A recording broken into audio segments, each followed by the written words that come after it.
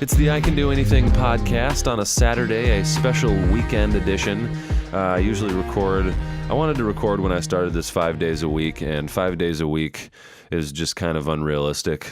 I don't think it's really even necessary. And don't normally record on the weekends, but I was going to record last night, but wanted to get caught up on a couple of really great games from Thursday and Friday. I got a great show for you today. I want to talk about a lot of really good games from the last couple of nights. But first, I want to start with the NBA Reserve All-Star selections. In the West, LaMarcus Aldridge, Anthony Davis, Nikola Jokic, Russell Westbrook, Klay Thompson, Karl Anthony Towns, and Damian Lillard were selected as All-Star reserves.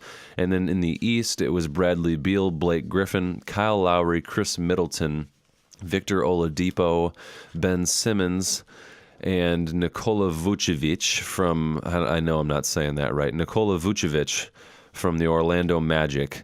I think on a episode a while back, I talked about All-Stars selections kind of being, for the most part, they try to pick a player from each team.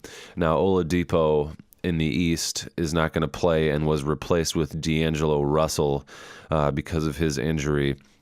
For the most part, I like the reserve selections.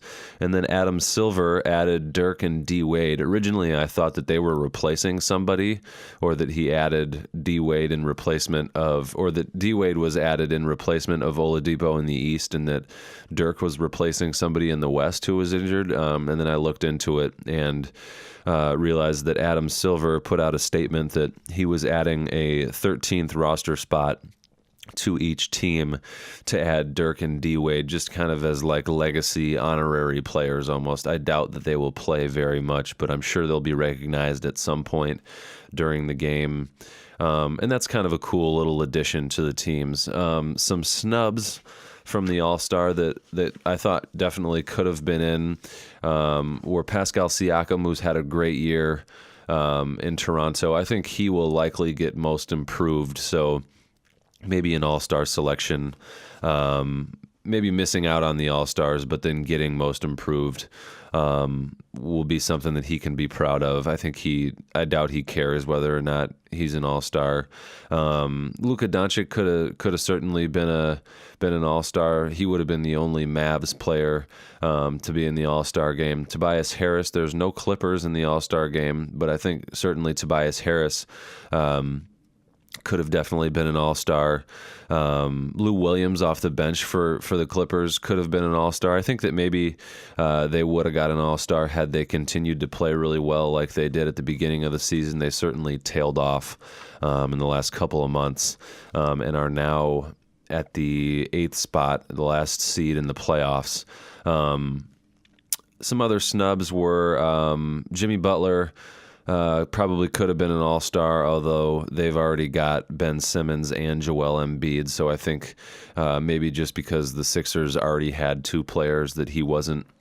And I know it's picked by coaches, and I don't think they really do the team thing as much as they used to. I think that they could very easily make it a 15-man roster, and that would add more players to each team. That would add 6 more players to each team. And then they would kind of eliminate the snub thing. I don't know that really outside of 1, 2, 3, 4, 5, 6, 7, 8, 9 guys that I have as snubs. And then the 9th was Russell, who got D'Angelo Russell, who ended up replacing Oladipo. But I don't think, there's 9 snubs, so you add 6 of them, maybe 3 are left out. But I don't know. I don't think there's really more than 9 guys, my list of 9 guys that you could have. I guess you could make an argument for maybe like Rudy Gobert from the Jazz. The Jazz didn't get any All-Stars. You could make the argument for Donovan Mitchell. So I guess regardless of making it a 15-man roster, you could always probably make cases for All-Star snubs. The other guys that I have, Eric Bledsoe, but they already have 2 guys from the Bucks. And then DeMar DeRozan could certainly could certainly be an all-star and has been in the past. But for the most part, I like the all-star selections. Al Horford probably could be an all-star too. Maybe you could make the argument for Jason Tatum. I don't know, but I like Vucevic in the East. He's had a really great season. The Magic's, are pretty unwatchable for the most part, other than Vucevic, and even Vucevic isn't really your traditional all-star kind of player. You think of an all-star player as these guys who are fun to watch and flashy and, high-fly dunkers, guys like Clay who shoot the lights out, Steph who shoot the lights out. LaMarcus Aldridge, you don't really think of him as a all-star type of player. And certainly Al Horford, Dob and I talked about that last week. There was one funny thing that I saw about the all-star selections. You see a lot of guys that get excited about being all-stars. Last night or Thursday night, the Bucks and the Toronto game was a great one, and they talked about Chris Middleton being really happy that he was selected as an all-star reserve, his first all-star selection. But Karl Anthony Towns, I saw, was crying when he got selected to the all-star game. I don't know. That made me laugh. Karl Anthony Towns he just seems like a big teddy bear. He is kind of like your prototypical like new NBA big who stretches the floor. He's still a big guy and is really soft. He's like your typical young new NBA millennial switching jerseys with guys that after the game and being friendly with everybody. He certainly seems to have I don't know. I don't really like Karl Anthony Towns. He seems like kind of a pussy and crying when you get selected as an NBA All-Star reserve. I don't know. It just seems like a little bit like, why do you put that much stock into being selected to the All-Star team? It seems to me like maybe you should put a little more of your emotion into winning more games and being a little more, I don't know. Maybe I'm looking into it too much. I just thought it was a little weird that he's crying out of joy by being selected as an all-star reserve. Just seems to me like maybe he should put a little more emotion into regular season games and playing well in the playoffs. Let me move now to a really great game. Thursday was a great day for the NBA. Two national television games, the first being the Bucks and the Raptors, and the second being the 76ers and the Warriors. And then LeBron James kind of surprised a lot of people. I didn't even know he was going to play or that he played. And then I woke up on Friday and saw that he played. I was like, holy shit. So that was really exciting. But the two national television games were great. The first one, Bucks Raptors. The Bucks won 105-92 over the Raptors. The fourth and final meeting in the regular season between the two top-ranked Eastern Conference teams. The Bucks being one, Raptors being second.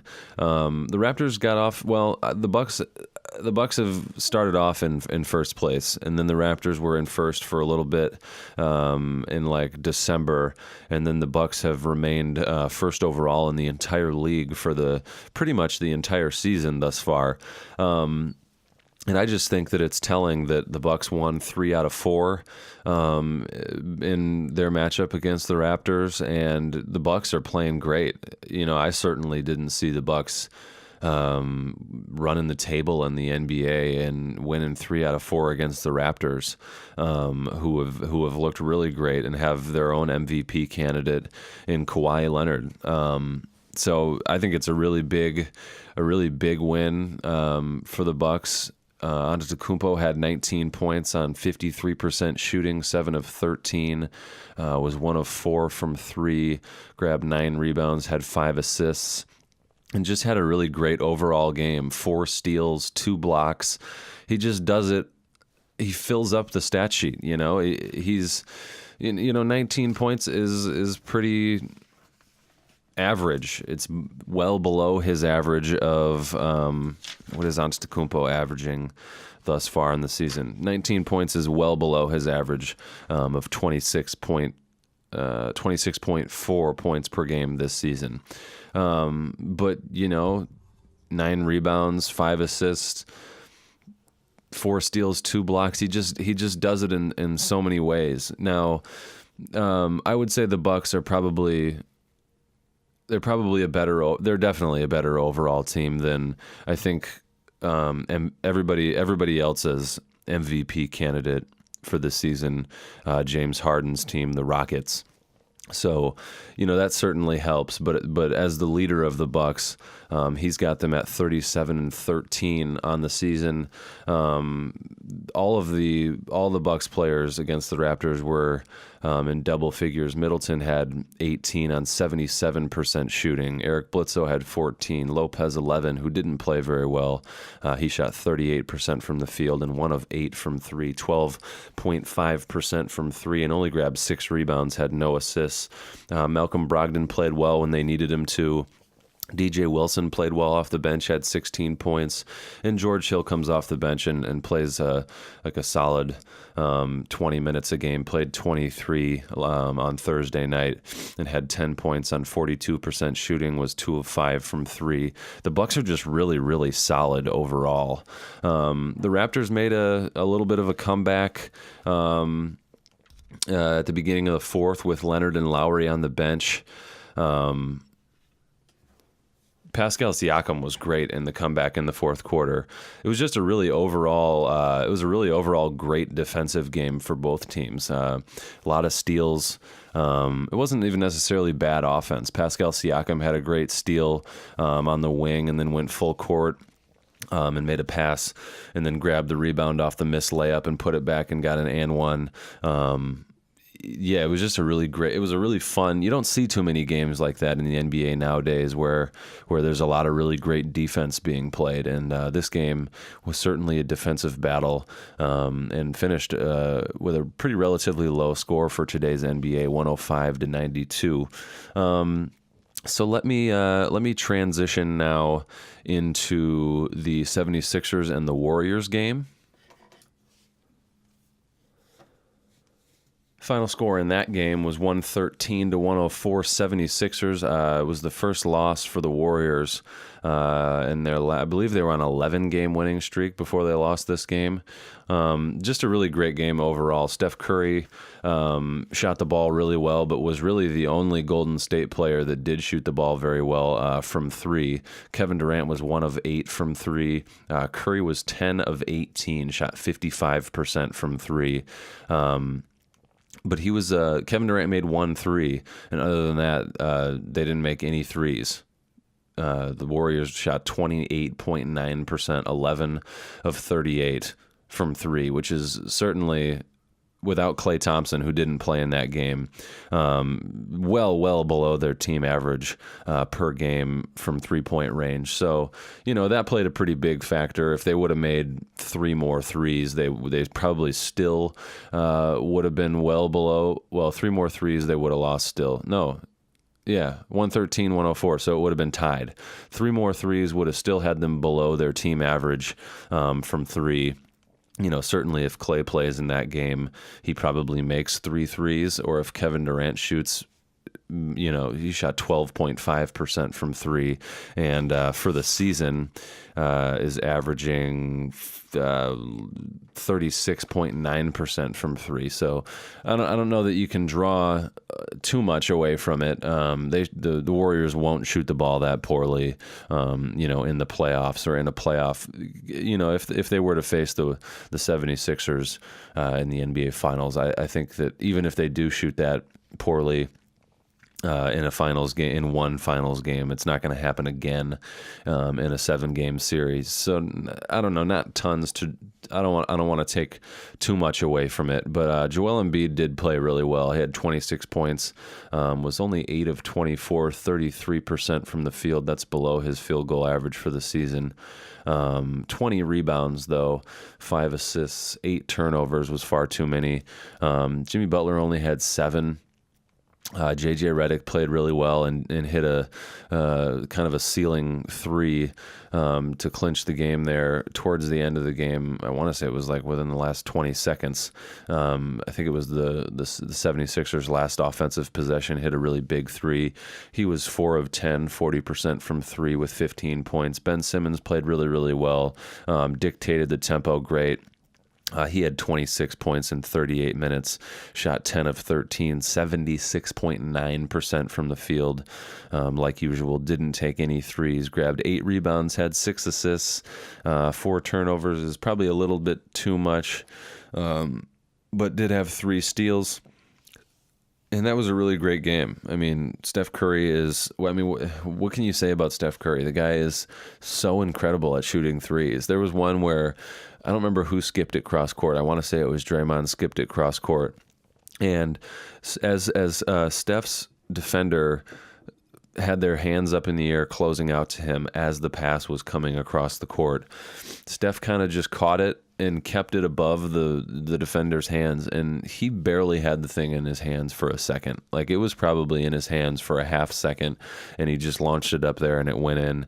Kind of had a similar thing with JJ Redick at the beginning of the game, where JJ just stuck his hand in the cookie jar for just a slight little moment, and Steph swiped it through and still put the shot up and made it somehow. He's a fucking incredible three-point shooter, but I think you already knew that.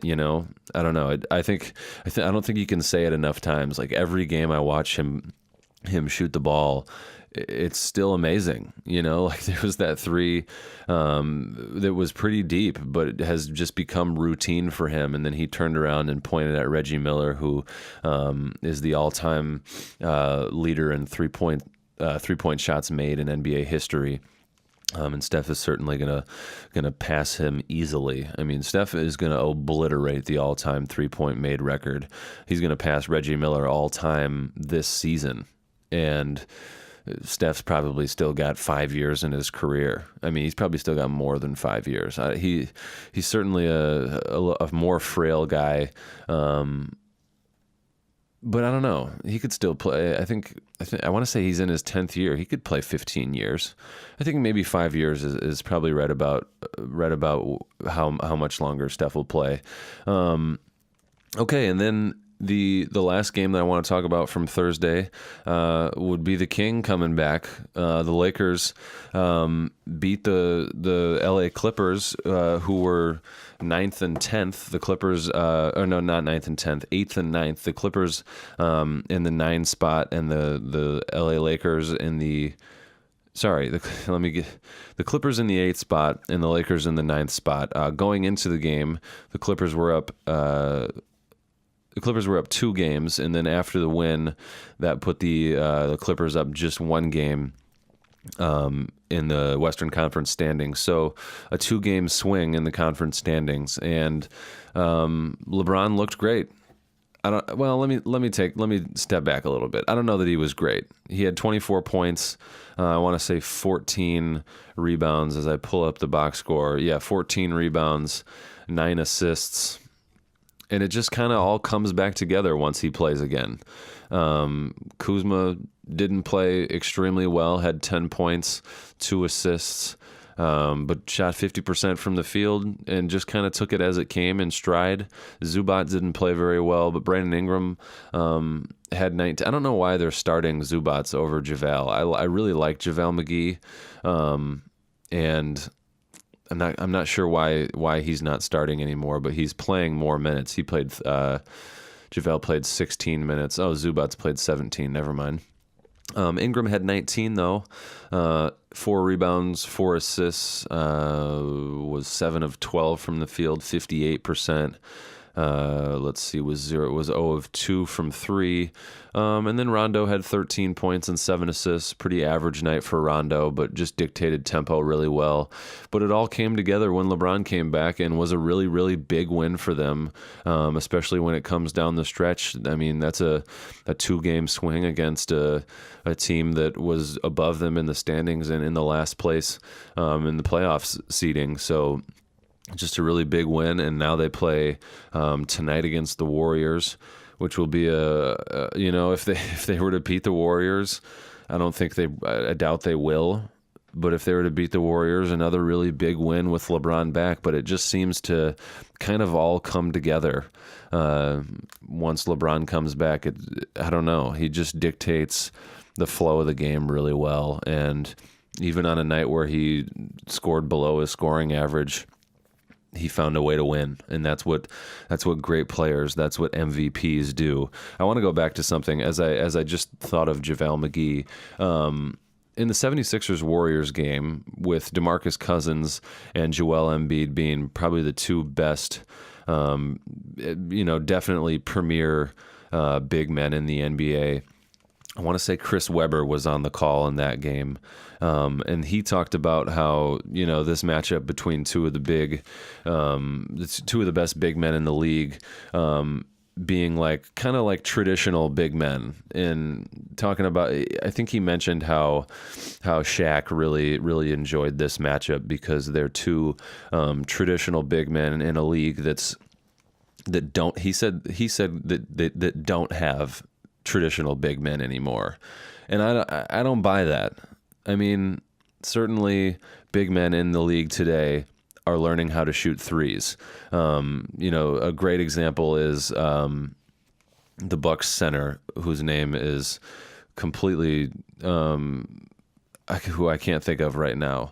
The Bucks center, who is a twin, the Lopez twin, who plays for the Bucks. I believe it's Brook. Yeah, Brook Lopez was a traditional NBA big who changed his game and is still a traditional NBA big, but now he just shoots threes.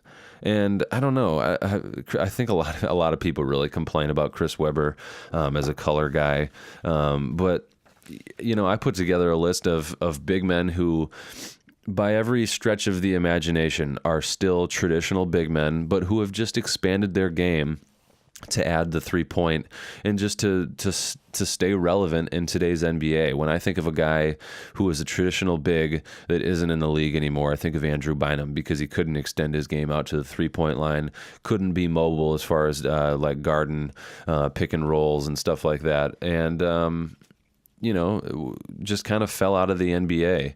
But you've got Boogie Cousins, you've got Joel Embiid, you got Nikola Jokic, you got JaVale McGee, who's by no stretch of the imagination even a good shooter, but is still relevant in today's NBA. Blake Griffin is a really versatile big, certainly not like a traditional bang down low big man, but is a big man that's flourishing in the NBA right now. Karl Anthony Towns stretches the floor really well, but is also a legit 7-foot traditional big. Rudy Gobert is not a shooter at all, but a great defender and a great big man in this league. Anthony Davis, what do I need to say about Anthony Davis? I guess he's not a traditional NBA big like they had in the fucking 90s, in the 2000s. All these guys who are retired now that are doing TV shit on, like Jalen Rose was talking shit about Anthony Davis being, of the generation where we swap jerseys after the game, and they talk down about it like it's this horrible thing. Why wouldn't these guys evolve to be able to shoot the three? By every stretch of the imagination, Anthony Davis is a fucking traditional big that would have been great in the 90s and the 2000s. He would have dominated. He would have been great. Sure, he's skinny, but you can't tell me Anthony Davis wouldn't have been a good NBA center in the 90s and the 2000s.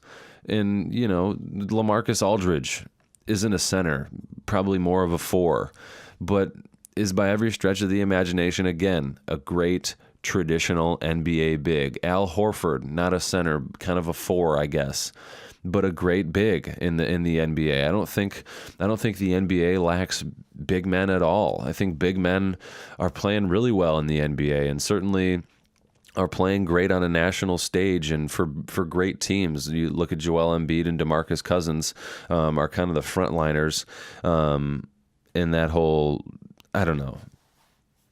Big men aren't dead is what I'm trying to say. And there's great big men throughout the NBA. Okay, speaking of big men, let's transition from there into the Rockets and Nuggets game from last night. The Rockets and Nuggets played last night, and the Rockets kind of got their ass kicked. For the most part, this was the opposite game of the Bucks and the Raptors from Thursday night.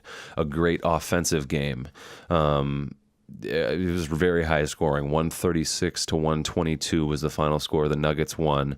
Jokic had 31 points. And let's see, 31 points on 31 points, 13 rebounds, 9 assists for Jokic on 12 of 15, 80% shooting from the field. He gets all of his points on the inside, basically. Was 6 of 7 from the free throw line, 5 of 9 from the 3-point line. So a traditional big. Oh no, that's Beasley. 1 of 2 was Jokic from the 3-point line. So a traditional big, a big guy that bangs down low and is virtually unguardable down low. Can stretch out and shoot 50% from 3, but doesn't he doesn't overdo it, and he doesn't take fucking 8 threes a game. But Jokic was great. I mean, he does, and this is in today's in this week's MVP matrix, I have Jokic well above James Harden in the final MVP totaling. And I took that opportunity to kind of look at their Januaries. James Harden was the player of the month in the Western Conference in January, and I think Jokic would have been the player of the month for January in the Western Conference had it not been for Harden's scoring in the month of January. So Harden finished with 43.6 points per game in January, 8.7 rebounds and 7.6 assists, and scored 30 points in every game, and is on I think 25 after last night's game, a 25-game streak of scoring 30 points or more. And then Jokic, and the Rockets in the month of January were 8-6, and then Jokic had 25.1 points per game, 11.8 rebounds, and 8.2 assists per game. And as a big man, to have more assists per game than Harden, who dominates the ball and is essentially the Rockets' point guard. I mean, that speaks volumes to me. Jokic had 6 triple-doubles in January, and his team was 12-4, had a pretty significantly better record in the month of January than Harden. I don't know. That game was great. It was a really, really fun offensive game to watch. But Jokic just affects the entire game, and it equals wins to me more than it does for Harden on the Rockets. I mean, if you look at both teams' rosters, are the Rockets are the Nuggets that much better of an overall team than the Nuggets? The Nuggets are second in the West, and I believe the Rockets are 4th or 5th in the West. And, when you look at their rosters, the Rockets have good players around James Harden. They've got probably a Hall of Famer in Chris Paul, a multiple-time All-Star in Chris Paul. I don't know how many All-Star games he's been to, but certainly, at one point in his career was considered one of the best point guards in the league, if not the best point guard in the league for a number of years. Eric Gordon is a great small forward for them. Austin Rivers isn't the greatest, but I think they've got pieces around Harden, and I don't think that they're necessarily, as a team, that much worse than Denver. Now, Denver certainly has kind of a lot more young, talented players. Will Barton is, I don't know. I mean, Will Barton's not a household NBA name. Paul Millsap's great. Jokic is Jokic. But Mikal Beasley, Morris, their other starters at the guards, at shooting guard and point guard, and then Craig off the bench. They're great talents. They're great young guards. They have a really nice core of young guards, but I don't think that Denver is necessarily that much better of a team all around than the Rockets. I think they are better as a team all around, but I think they have more wins, and I believe Jokic should be an MVP candidate above Harden because his play he does more on the court for their team, and his team, it results in wins. Now, And and against the Rockets, Murray and Gary Harris didn't play. And when you add those two to the equation, I think that now that I'm thinking about it more, I think the Nuggets do have a really, really great core of young guards between Barton, Gary Harris, Murray, Beasley, Morris, and Craig. Those 6 guys are really great. And then you look at Gordon. Tucker is kind of just a defender and doesn't do a ton for them offensively. And then Gordon, Chris Paul, Ennis, Rivers. Brandon Knight doesn't really even play for them. So maybe the Nuggets' young core of guards really does. I just think they play better as a team. The ball moves around a lot more. They play really well in transition, and Harden just fucking holds the ball all night long. But as you know, I'm quite biased against James Harden. I really don't. I don't know that makes me biased against James Harden, because it's not like I have like any kind of personal relation to somebody against him, or it's not like he's ever done anything wrong to me. I just have watched him play basketball, and I don't really like it, and I don't think he's deserving of being the MVP.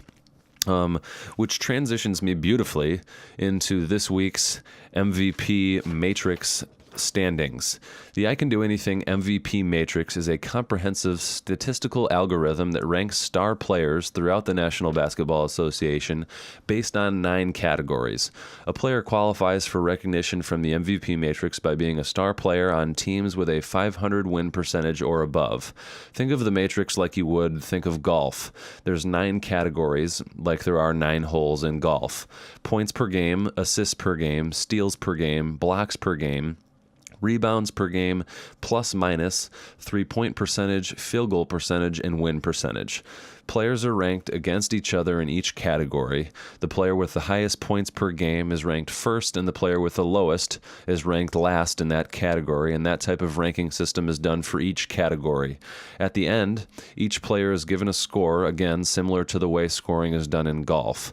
The player who is ranked first in points per game receives 1 point for that category, and the player ranked last in points per game, or any category, is given the highest number of points possible for that category, depending on how many players qualify for the Matrix that week.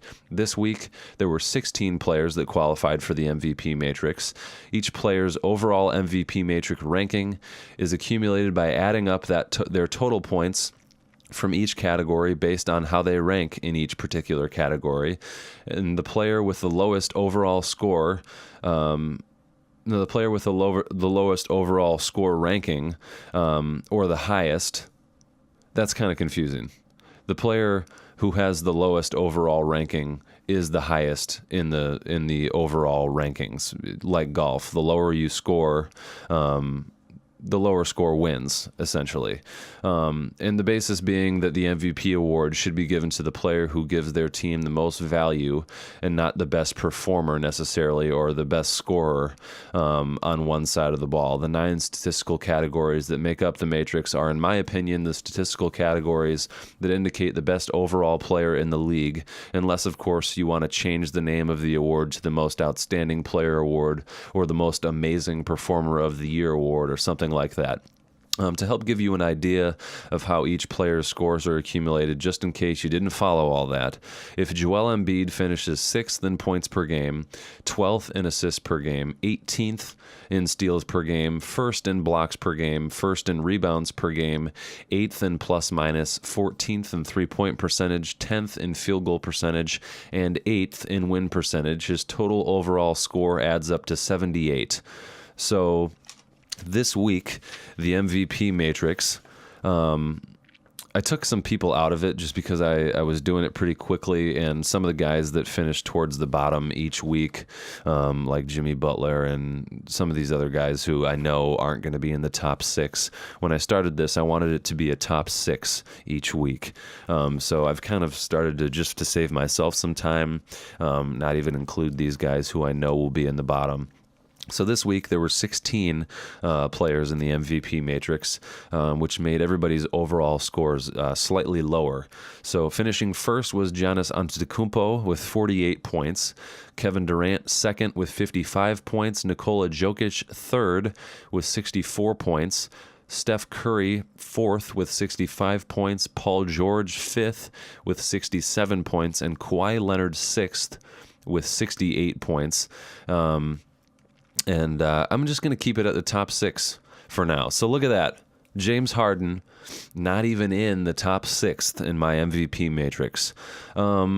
Now, I will recognize that that may be flawed, because certainly what he's done scoring wise in the month of January is fascinating, and it's record breaking. What he's doing has never been done before by it has been done before, but it's been done by the likes of Michael Jordan and other NBA all-time greats, and James Harden is certainly, he's certainly one of the best scorers the NBA has ever seen. But I don't think that fucking means he's the MVP. Everybody's got him first in their MVP race, and Giannis second, and I don't see it that way. The MVP matrix knows all, and the MVP matrix says Giannis Antetokounmpo every single fucking week has been first, and he's just had a better overall year. Jokic has had a better overall year and has worked his way up the matrix and is now in third. His team's in second in the Western Conference, and I think third overall. And Harden's team struggled mightily at the beginning of the year when he didn't play well at all. And even in his return, and as he's gone on this historic stretch, they're still. I don't know. Well, let me look at the standings. I think I want to say that they're fourth in the West. Oh no, they're sixth in the West, and at 569 win percentage. So, slightly over 500. But I don't know. To me, it's more about winning, and it's more about affecting the game in a number of different ways that equal wins. It's not putting up 61 in a loss to the Nets. And I don't know, that Jokic last night didn't have, minus him, probably their two best players, Jamal Murray and Gary Harris, still beat him. And James Harden fucking was non-existent pretty much in the fourth quarter as the Nuggets pulled away and just mightily outplayed the Rockets in the fourth quarter to hold off on the Nuggets were up by that same margin as the final score for basically the entire game. The final score again was 136 to 122, and it was about a 10 to 15 point game for the majority of the game. James Harden finished with 30 points to keep his streak alive, just barely. 6 rebounds, 9 assists, but took 21 shots from the field, shot 42.9% from the field, which is good. That's very good. Only went to the free throw line. Took 9 attempts. Was 55.6% from the free throw line, which is not very good at all, and took 14 threes, but did shoot 50% from three. But you would just look at at shot attempts from both teams. You got James Harden taking 21 field goal attempts. The next closest was Chris Paul and Kenneth Faried with 13 attempts. And then Eric Gordon took 9 attempts, and then some other guys took 7, 5, 6 attempts. But then you look at Jokic, who didn't even lead his team in attempts, took 15 attempts, but shot 80% from the field. And then Mikal Beasley took 17 attempts. Morris and Craig both took 11 attempts. Plumlee took 8 attempps. Trey Lyles took 6 attempts. Will Barton 7 attempts. It's just a really well distributed shot total from the Nuggets, and they just move the ball around better. They play better defense, and they're just a better overall team. And I think a lot of it has to do with Jokic, who is now third in my MVP matrix. And I think I'm right at about the 40-minute mark.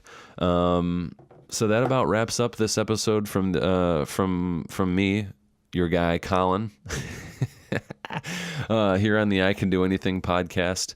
Let me take a quick look in closing at tonight's games, headlined by the Lakers and the Warriors. We got Clippers Pistons at 5 o'clock, Bulls Hornets, Nets Magic, Bucks Wizards, Mavericks Cavaliers, Pacers Heat, Pelicans Spurs, Lakers Warriors, Nuggets T-Wolves. Wow, a lot of games. Hawks Suns, Rockets Jazz, Sixers Kings. So certainly a number of interesting games to watch. Some of them are kind of boring, I don't know, for the most part, but certainly headlined by the Lakers and the Warriors. There was one other thing I wanted to touch on. Last night, Paul George had 43 points. Those numbers from the MVP matrix were as of Friday before any games took place. So Paul George's scoring total of 43 may have helped boost his overall scoring total just a little bit. He finished with 67 points. Maybe he would have gained a point or two to tie with Curry for fourth. But that's kind of just how the cookie crumbles, you know. Westbrook had 14 points, 12 rebounds, and 14 assists in a 118-102 win over the Heat. And then the Jazz Blazers, that was another game I wanted to touch on. That was on Thursday night. The Blazers, two stars, Lillard and McCollum, combined for I want to say like 82 or 86 points, and they blew out the Jazz. Lillard continues to play really, really well, and he finished actually. Let's see, did he even make the top? Oh no, yeah, no Lillard in the top. Where the fuck is Lillard at? I know I did him in the MVP matrix. Where's my guy Lillard at? Huh. He's finished with 89 total points. Oh, so he would have been... I must have missed him in my overall... That's weird. So Lowry finished 12th with 84 points, and then Harris was 13th with 103 points. So Lillard would have been 13th. In the MVP matrix, but they continue to play really well, and the Blazers are fourth in the West. Let me see how many games out of first they are. They're 4.5 games out of first, a game and a half out of third place, and actually first and second are tied right now, Denver and Golden State. Yeah, I think that's all I got. Oh wow, I didn't even talk about the Knicks Mavs trade. You know what? Fuck it. That'll be for another night. I don't really have much to say about it. I think the Mavs got a lot better and the Knicks are fucking stupid. Thanks for listening to the I Can Do Anything podcast.